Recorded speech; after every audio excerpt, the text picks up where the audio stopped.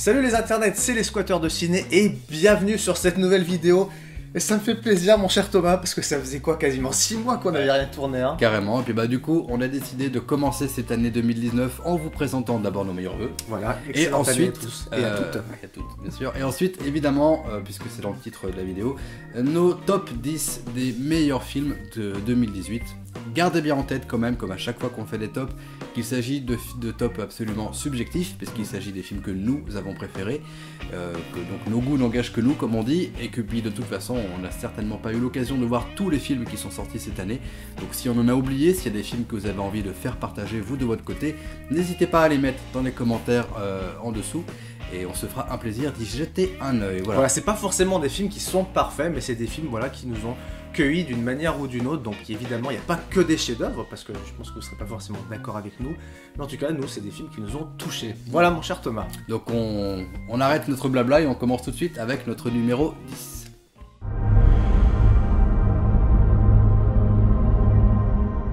À la 10e place de mon classement, on retrouve Dans la brume de Daniel Roby. Alors, je sais, c'est clairement pas le film de l'année. Non, ça c'est sûr. Mais bon, pour moi, ça a été un vrai coup de cœur ce film. D'une part parce que je passe mon temps à pester contre le cinéma français qui n'est pas capable de produire du cinéma de science-fiction. Et bah voilà, là, on tient un parfait contre-exemple. En plus, c'est une production avec du budget, bon, bien sûr à la hauteur de ce qui est capable de financer le cinéma français, et avec des acteurs de premier plan. Donc rien que pour ça, il méritait une place dans mon classement. D'autant plus que le film est plutôt une réussite, je trouve. Donc ça nous raconte l'histoire de ces deux jeunes parents, joués par Romain Duris et Olga Kurylenko, qui tentent de sauver leur fille malade qui est piégée dans une espèce de, comment on pourrait dire ça, de chambre stérile high-tech, tandis qu'une espèce de brume mortelle envahit les rues de Paris, voilà, bon bref. Donc il y a un peu un côté autre monde de Maxime Chatham, pour ceux qui connaissent, surtout pour la conclusion, mais j'en dirai pas plus. Puis force est de constater qu'au-delà de ce pitch que je trouve moi plutôt accrocheur, on a un film qui est d'accord imparfait, mais qui reste vraiment efficace avec une réalisation solide. Alors oui, il y a des problèmes d'écriture, faut pas le nier. Notamment, on a des persos qui sont un peu caricaturaux, et puis il y a quelques faiblesses de scénario qui restent assez incompréhensibles. Mais globalement, le film est réussi. Il n'y a pas de lacunes majeures dans ce film-là. Et puis, j'oublierai pas non plus de citer, je trouve, la très belle performance de Romain Duris, qui pour moi, décidément, valide son statut de presque meilleur acteur français actuel. Voilà. Et donc à la 10e place de mon top, je commence Thomas par 2 films ex-aequo. Pour changer. Et voilà, oui je triche tout le temps, il faut le savoir. Et 2 films français, puisque l'année 2018 a été un excellent cru pour le cinéma français, parce que mon top ne va pas manquer de films français, je le dis. Et donc 2 films ex-aequo, j'ai mis L'île au trésor de Guillaume Braque et Nos batailles de Guillaume Sénez. Alors le premier est sorti de façon complètement confidentielle au début de l'été, et c'est un film documentaire qui prend place à la base de loisirs de Cergy-Pontoise. Oui, je sais que dit comme ça fait pas trop rêver. Pas trop. Et on va suivre pendant un été différents protagonistes, des enfants, des adolescents, des adultes, des retraités qui font la population de cette base de loisirs. Et on est vraiment dans la simplicité la plus totale, c'est beau, c'est tendre, c'est touchant, ça flirte même avec un côté romérien, et on a un beau témoignage de l'insouciance de l'enfance, des dragues adolescentes et de la nostalgie des adultes. Bref, on ressort apaisé de ce genre de film, et ça fait un peu du bien, un peu de douceur et d'humanisme dans notre société qui en manque cruellement, mon cher Thomas, moi je trouve quand même. Ah mais... Voilà. Et donc, second film, Nos batailles, avec toujours l'excellentissime Romain Duris, comme tu viens bien d'en parler, et avec un sujet rarement traité au cinéma qui est l'abandon d'une femme pour sa vie de famille. Le personnage de Romain Duris se retrouve donc du jour au lendemain à devoir assumer seul ses enfants parce que sa femme a quitté le domicile car elle n'en pouvait tout simplement plus. Et on est clairement dans un film social à la française, avec des persos en situation précaire, mais on n'est pas du tout dans le pathos ou le tire-larme habituel, on ne se sent pas pris en otage pour nous faire absolument chialer, c'est pas du tout ça. C'est même limite le contraire avec la fraîcheur du perso de Laetitia Doche qui apporte un côté salvateur à une situation déjà lourde, et ça finit même sur une note d'optimisme. Donc de mon côté, une très belle surprise parce que c'est un film dont j'avais absolument aucune attente mais qui m'a vraiment cueilli. Donc Nos batailles, numéro 10 de ce classement.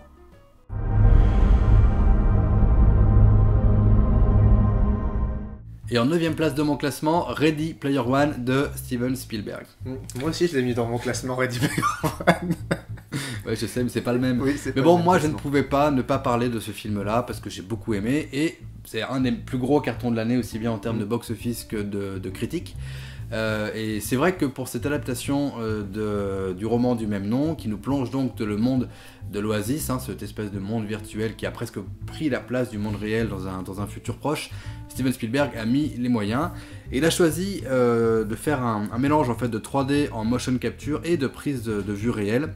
La 3D en motion capture, moi je trouve que c'est une technologie qui aujourd'hui est mature et qui permet des nouveautés en termes visuels à l'écran. C'est beaucoup mieux par exemple que ce qu'a pu faire Zemeckis il y a une quinzaine d'années dans Beowulf ou le Pôle Express.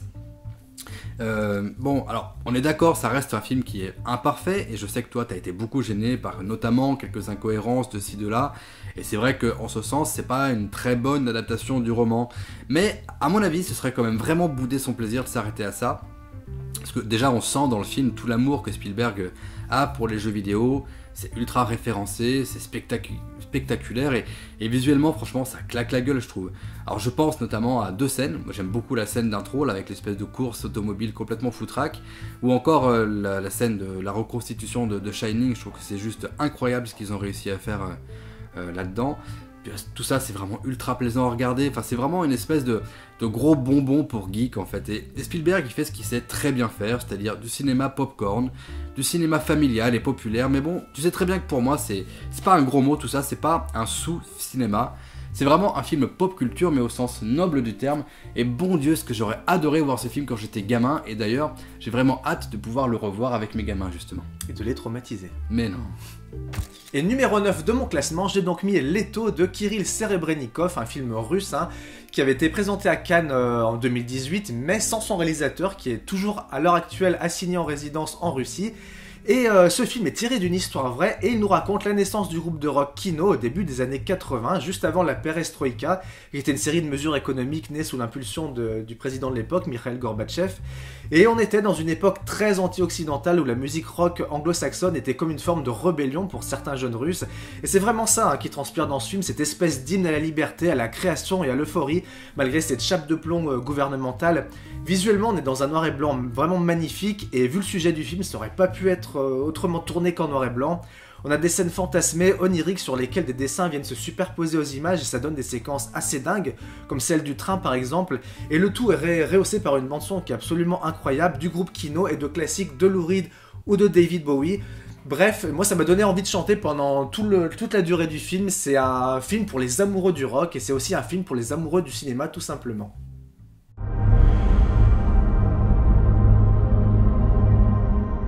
À la 8ème place de mon classement, on retrouve Les Heures Sombres de Joe Wright. Alors, on pourrait croire que ce film est un simple biopic, comme il y en a eu tant d'autres, cette fois-ci consacré à la vie de Winston Churchill, le Premier ministre anglais pendant la Seconde Guerre mondiale, pour les nuls en histoire. Mais franchement, ce serait extrêmement réducteur de limiter le film à ça. Alors, pourquoi est-ce que j'ai aimé ce film? Je vais enfoncer des portes ouvertes, mais évidemment pour la superbe performance de Gary Oldman, qui s'est véritablement glissé dans la peau de Winston Churchill. Franchement, c'est bluffant. Alors déjà, physiquement, il est méconnaissable. Bon, il y a du maquillage qui aide beaucoup, mais il n'y a pas que ça. Il a vraiment réussi à intégrer son phrasé, ses mimiques. Et s'il a été multi-récompensé pour ce rôle, à mon avis, c'est amplement mérité. Mais faut pas oublier non plus Christine Scott Thomas, sa partenaire à l'écran, qui joue l'épouse de Churchill. Franchement, elle est magnifique, elle aussi. Mais ce n'est pas un biopic classique dans le sens où son écriture est très différente et je trouve vraiment génial, dans le sens où ce parti pris de résumer un homme aussi complexe et aussi important qu'a pu l'être Churchill, surtout à cette époque, en abordant que ces quelques jours clés, aussi bien dans sa vie que dans la Seconde Guerre mondiale, c'est-à-dire son élection et la retraite des troupes anglaises de France, moi je trouve ça absolument brillant. D'ailleurs, pour info, ce sont les mêmes événements historiques qui sont décrits dans le film Dunkerque de Christopher Nolan, mais à mon avis, bien plus réussi en termes cinématographiques. Alors, même si vous n'aimez pas les biopics, même si vous n'aimez pas les films historiques, ayez la curiosité d'aller jeter un œil à ces heures sombres, vraiment, je pense que vous ne le regretterez pas.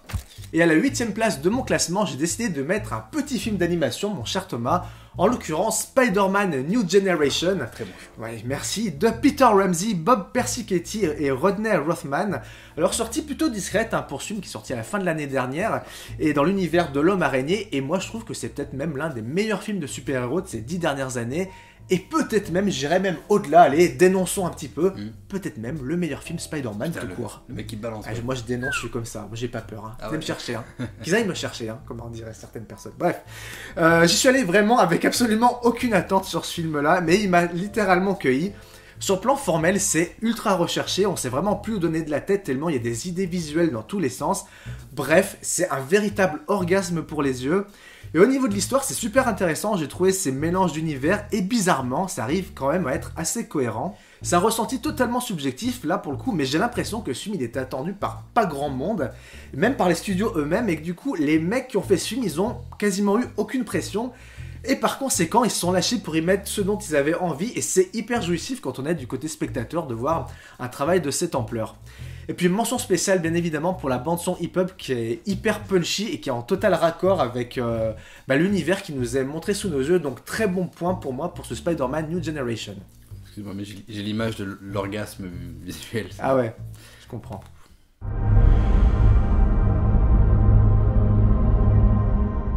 À la 7ème place de mon classement, on retrouve Une affaire de famille de Koreeda, donc la palme d'or du festival de Cannes cette année. Monsieur met des palmes d'or dans son top maintenant. Et oui, mais bon, ça, je trouve que cette palme d'or, pour la peine, elle est largement justifiée pour le récit de cette famille japonaise pauvre, faite un peu de briques et de broc, et un peu voleur, un peu escroc, et qui un soir de grand froid décide de recueillir cette petite fille sous le prétexte qu'elle est battue par ses parents.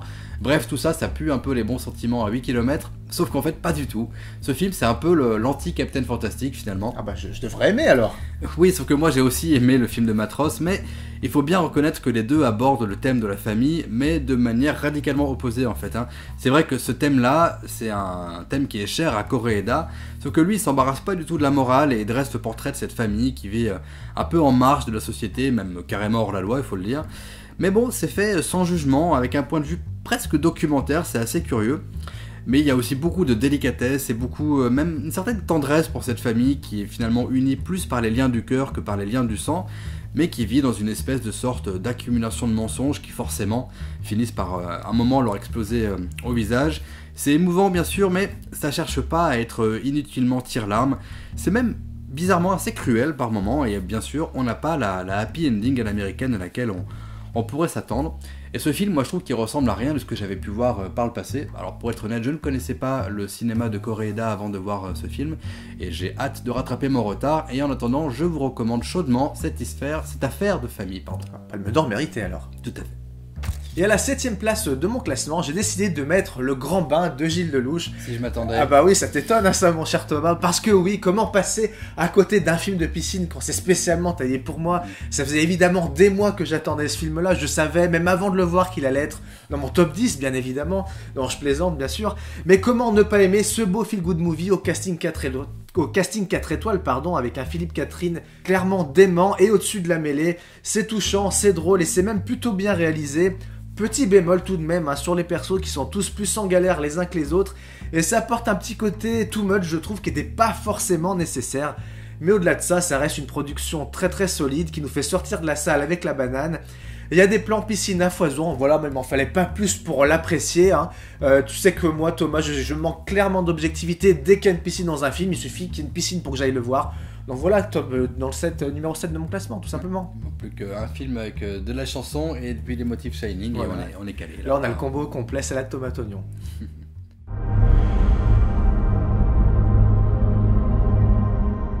En 6ème place de mon classement, Parvana, une enfance en Afghanistan de Nora Twomey. Alors, clairement, le cinéma d'animation n'a pas besoin de moi pour gagner ces titres de noblesse, mais on aurait vraiment tort quand même de cantonner ce genre de cinéma au simple film pour enfants, et Parvana nous prouve une fois de plus qu'un dessin animé est capable d'être autre chose qu'une simple récréation tout juste bonne à remplir les salles au moment des vacances scolaires. C'est vrai que cette histoire de cette petite fille en Afghanistan qui décide de se travestir en garçon pour nourrir sa famille et essayer de sauver son père injustement arrêté par les talibans pour avoir eu le simple tort de savoir lire, bon je résume un peu mais c'est ça l'histoire, c'est pas le genre de sujet qu'on a l'habitude de voir en animation. Mais pour moi, c'est justement ce décalage entre le style visuel et la dureté du sujet qui donne cette dimension un peu de fable, c'est assez bouleversante. D'ailleurs, je trouve que cette dimension-là est aussi bien aidée par la voix très chaleureuse et envoûtante de la petite Parvana, qui est en fait celle de Sarah Chaudry, qui nous berce vraiment comme ça tout le long du film. C'est aussi bien sûr très graphique, évidemment, particulièrement pendant les passages un peu plus oniriques où Parvana s'évade dans les histoires racontées par son père. On retrouve bien le style de Nora Twomey, ça ressemble un peu à Brendan et Le Secret de Kells, Mais bon, c'est pas seulement une belle histoire, hein, c'est aussi un vrai plaidoyer contre l'obscurantisme et pour le droit des femmes. Moi, c'est un des films qui m'a le plus marqué, qui m'a le plus touché cette année. Ça dure 1h30 et franchement, c'est à voir absolument. Et à la 6ème place de mon classement, mon cher Thomas, pas un, mais 2 films ex aequo. Hein. Je suis vraiment désolé, c'est la dernière fois de ce top que je fais 2 films ex aequo, promis. Et donc 2 films, 2 nationalités différentes. Le premier, un film sud-coréen, The Spy Gone North de Yoon Yong-bin, sorti fin 2018. Et un film danois, The Guilty de Gustav Möller. Alors je vais commencer par le premier. Alors on est en plein film d'espionnage tiré d'une histoire vraie, où dans les années 90, un espion sous le nom de code Black Venus va devoir s'infiltrer dans le régime nord-coréen mené par le dictateur Kim Jong-il pour collecter des informations sur leur programme nucléaire. Alors c'est très dense et assez complexe à comprendre puisqu'il y a beaucoup de noms qui sont cités et que c'est une histoire qui est assez méconnue en Occident, donc faut s'accrocher quand même un petit peu, mais c'est super bien exploité pour apporter de la tension et ça va installer un joli suspense qui vous tient en haleine tout le long du film. Il y a un taf énorme qui a été fait sur les décors et les reconstitutions. Moi-même quand j'étais devant le film, j'arrêtais pas de me dire que ça avait dû être une tannée à tourner tellement tout semble travailler au poil de cul près. C'est hallucinant de maîtrise et on a un Yang Woon-min, cet acteur incroyable aperçu dans l'excellent The Strangers de 2 ans auparavant, qui fait un boulot formidable et qu'on va retrouver un peu plus tard dans le haut de mon top. Et puis second film donc, The Guilty, un film danois, film concept qui tient sur toute sa longueur, ce qui est assez rare pour être souligné pour un film concept, car moi je trouve que ça se pète souvent la gueule. Et là on est dans un total huis clos centré sur un seul protagoniste et on n'en bougera pas jusqu'à la fin du film. C'est donc un policier du service des urgences qui va se retrouver au téléphone avec une femme victime d'un kidnapping, et le but étant bien sûr de la sauver. Tout va se passer uniquement à l'audio, dans le casque de ce policier, on ne verra jamais la femme et c'est super malin au niveau de la réalisation. On ne sent jamais que c'est redondant, la tension monte tout au long de l'histoire et on n'en oublie pas pour autant de donner de l'épaisseur au protagoniste principal. C'est très bien écrit, et relativement bien interprété par Jacob Cedergren que l'on avait vu notamment dans Submarino de Thomas Winterberg. Bref, c'est un thriller qui est hyper efficace et que je vous recommande chaudement de regarder, The Guilty. Je valide.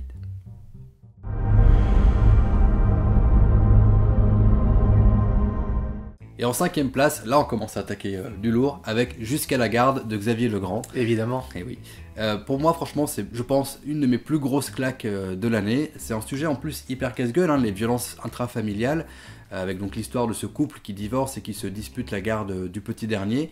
Mais franchement, on est hyper loin d'un mauvais documentaire de W9 le vendredi soir sur la brigade de police du coin. Alors, c'est un premier film pour Xavier Legrand, mais franchement, chapeau bas, la réalisation est juste impeccable. J'adore notamment le choix qu'il a fait de placer le spectateur dans une position de doute dès le début du film. On nous oblige en fait à pas prendre parti et ça commence dès la scène d'ouverture qui nous place du point de vue de la juge qui doit décider de la garde. Et après ça, on est maintenu dans une espèce d'incertitude pendant un assez long moment. Et je trouve ça vraiment génial parce que ça illustre parfaitement toute la complexité de ce genre de situation. C'est jamais simple de savoir vraiment ce qui se passe dans l'intimité d'une famille. Bon, il se trouve que dans ma vie professionnelle, je suis confronté parfois à ce genre d'histoire et je peux vous garantir que c'est d'un réalisme absolument saisissant jusque dans les process, justice et police. Puis alors, bien sûr, le casting, hein, Léa Drucker et le petit Thomas Gioria qui sont très bons, mais je retiens moi surtout la prestation de Denis Ménochet qui est juste parfait dans le rôle du père. Il est encore meilleur pour moi que dans Inglourious Bastard. C'est d'une puissance folle, c'est pas très long, mais on est maintenu sous tension et ça monte en puissance comme ça tout le long du film jusqu'à un final absolument magistral. Franchement, j'ai rien de plus à dire, c'est chapeau bas. Je survalide. Et à la place numéro 5 de mon classement, mon cher Thomas, j'ai décidé de mettre La nuit à dévorer le monde de Dominique Rochet. Alors c'est un film qu'on avait chroniqué sur notre chaîne avec un petit versus face à Dans la brume, donc si vous voulez voir la vidéo, on vous met le petit lien, n'hésitez pas à la regarder. Et donc film de genre français à tout petit budget, hein, à peine 2,5 millions d'euros dans l'univers des zombies. Alors je sais que c'est un sujet battu et rebattu ces dernières années au ciné, à la télé, dans la BD, les jeux vidéo, bref, on en a mangé à toutes les sauces du zombie. Mais la particularité de ce film, c'est que c'est avant tout un film d'auteur avec un enrobage zombie tout autour. On est avant tout dans un travail de survie et d'introspection du personnage principal avec de vraies belles idées de mise en scène qui pallient brillamment ce manque de budget. Je trouve qu'en plus l'affiche elle est absolument magnifique et on retrouve Denis Lavant en guest dans le film, ce qui est toujours bon à prendre. Bref, un ovni dans le paysage cinématographique français avec un thème de zombie qui je trouve qui est un genre qui a énormément de mal à se renouveler. Donc pour moi un très très bon point et une vraie belle surprise pour cette année 2018.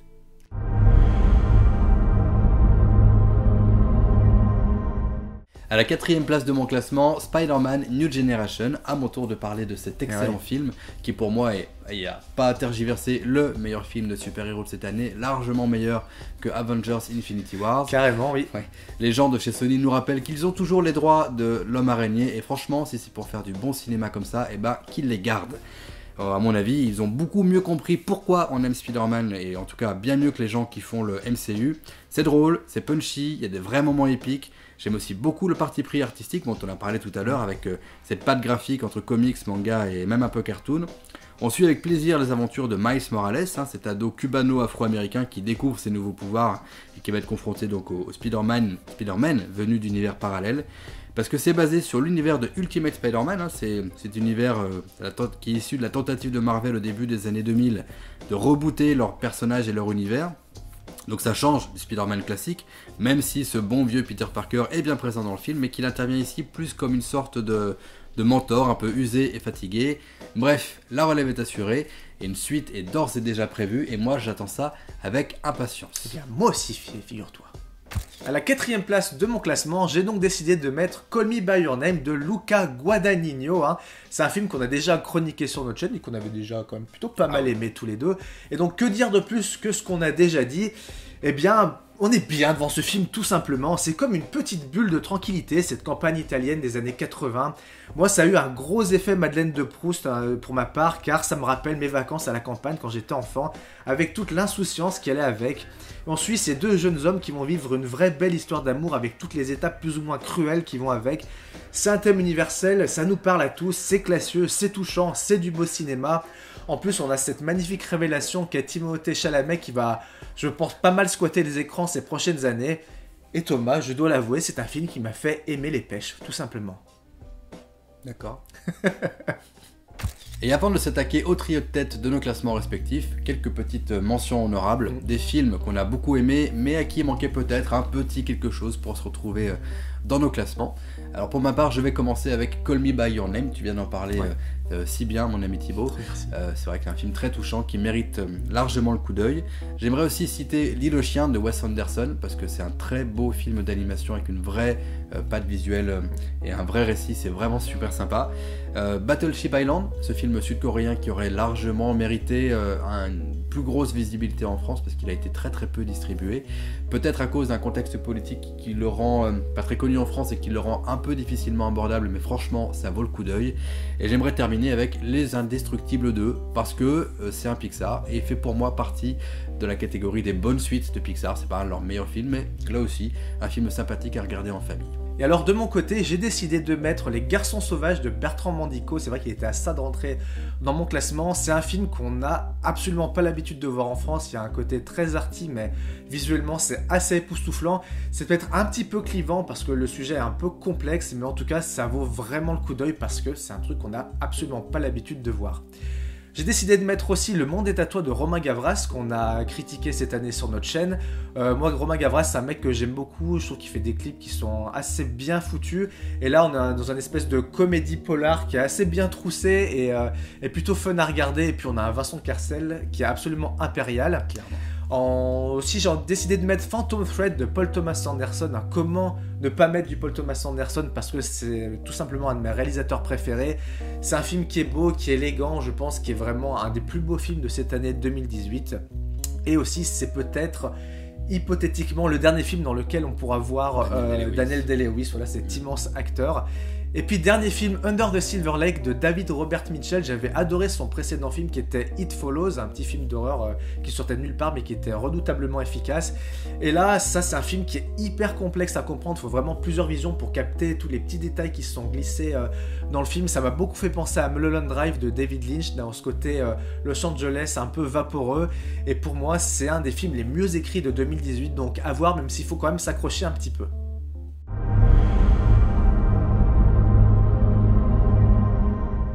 Ça y est, on attaque le lourd avec notre trio de tête de ce classement.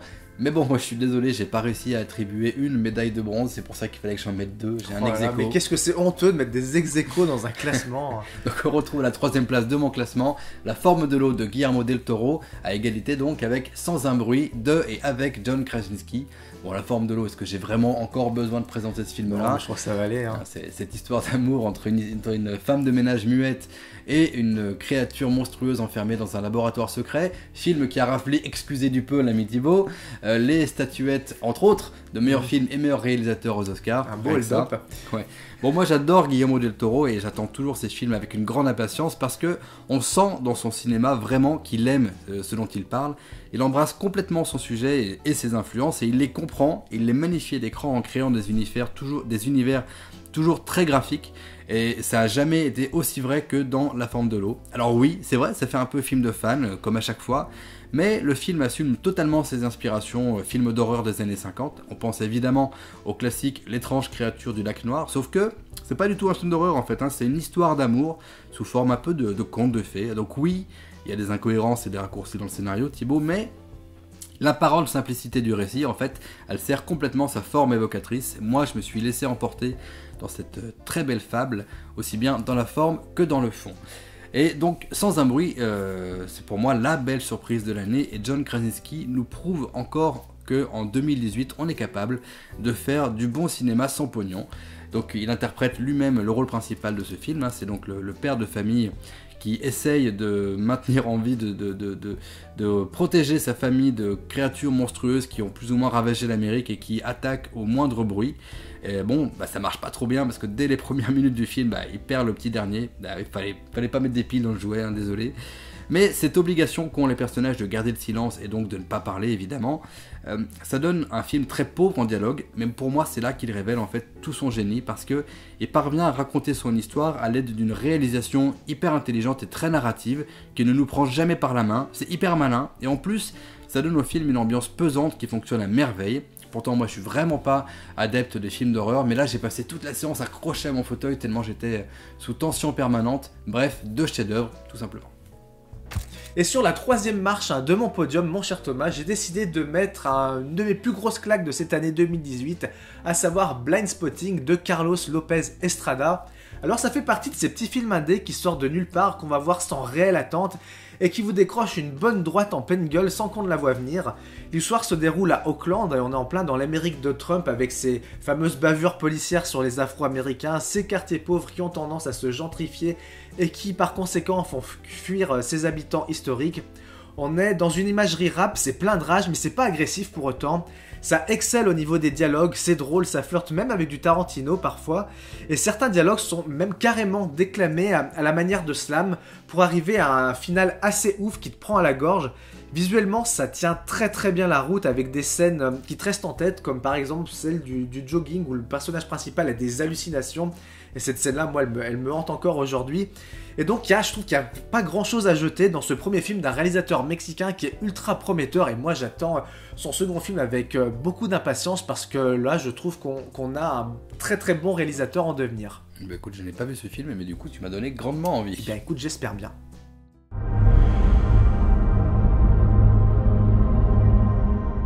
Et sur la 2ème place de mon classement, on retrouve Three Billboards, les panneaux de la colère de Martin McDonagh.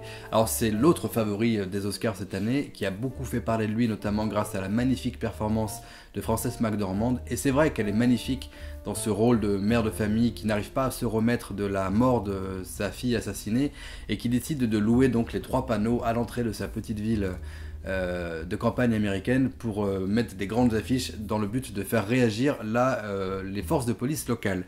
Et c'est vrai qu'elle est magnifique dans ce film, je l'ai déjà dit, mais c'est le cas de tout le casting en fait. Woody Harrelson et Peter Dinklage, mais aussi et surtout pour moi Sam Rockwell, qui de temps à autre est quand même capable d'être vraiment excellent. Moi je vous recommande, si vous ne l'avez pas vu, l'excellent Moon de Duncan Jones, un film qui a été injustement boudé il y a quelques années en France. Mais bon, pour revenir à Three Billboards, c'est pas seulement la réussite d'un casting bien évidemment, Des bons comédiens sans bonne histoire et sans bon personnage, bah ça marche pas. Et ici le film ne cesse de nous surprendre justement à travers ces personnages qui se révèlent au fur et à mesure du film. On est bien loin de l'habituel manichéisme de ce genre de récit. Ici il n'y a pas de gentils, il n'y a pas de méchants, et les choses sont forcément beaucoup plus complexes que ça. Et on est tenu en haleine jusqu'à la conclusion du film qui, c'est vrai, peut donner cette impression de nous laisser un peu sur notre faim, mais que personnellement je trouve juste absolument parfait. Et donc sur la seconde marche de mon top, mon cher Thomas, un film dont tu as parlé précédemment, j'ai décidé de mettre Jusqu'à la garde de Xavier Legrand. Bien évidemment, un 5e film français de mon top. Quand je vous avais dit que l'année 2018 était un grand cru pour le cinéma français, je vous avais pas menti. Et pourquoi ce film-là? Parce qu'il m'a mis littéralement KO. Un premier film du réalisateur Xavier Legrand et déjà une très belle maîtrise formelle, puisqu'il y a un énorme travail qui a été fait sur le son tout au long du film. Le moindre bruit anodin du quotidien, par exemple un clignotant de voiture, une horloge, une alerte de ceinture de sécurité non mise, etc., contribue à cette montée en tension et à cette angoisse que peut ressentir le spectateur tout au long du film. Il y a même une séquence, et je crois me souvenir, une séquence d'anniversaire dans une salle des fêtes où l'on n'entend aucun dialogue car couvert par la musique ambiante, et j'ai trouvé ça assez futé de mixer ça comme ça. C'est vraiment le genre de choses qu'on n'a pas l'habitude de voir au cinéma. Et puis aussi ce sujet difficile de la violence conjugale, mais qui tire jamais vers le tire-larme. Et bien évidemment, on a un Denis Ménochet, comme souvent, qui est absolument parfait en père aimant et tout en ambiguïté. Et puis aussi, petite mention spéciale au jeune Thomas Djuria, qui est vraiment impeccable et tout en crédibilité, comme quoi il n'y a pas que les gamins américains qui savent bien jouer dans les films. Et donc voilà, un film français qui m'a mis complètement KO et dont on ne ressort pas indemne et qui vous laisse des souvenirs encore de longues semaines après son visionnage.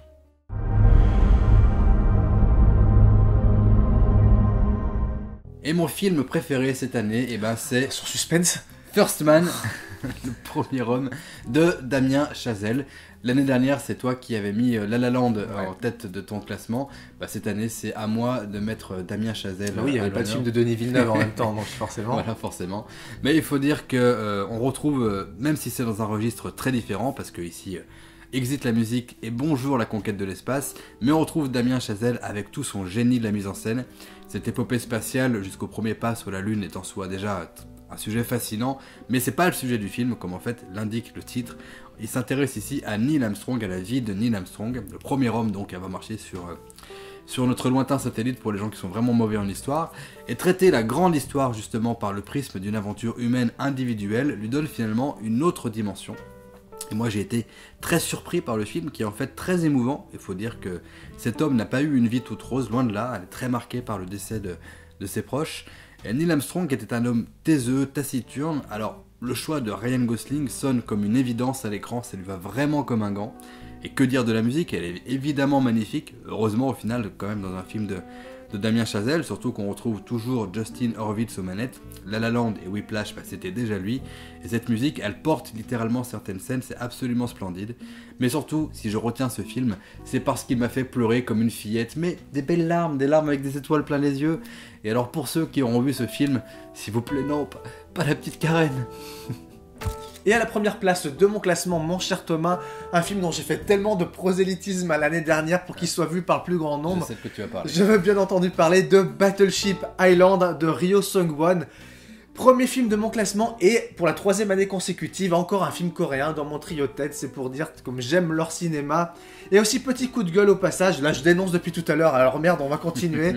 C'est l'un des plus gros succès sud-coréens de ces dernières années avec l'un des plus gros budgets mais une distribution absolument catastrophique dans les salles françaises. Seulement une salle parisienne a osé le programmer, le Publicis pour ne pas le nommer.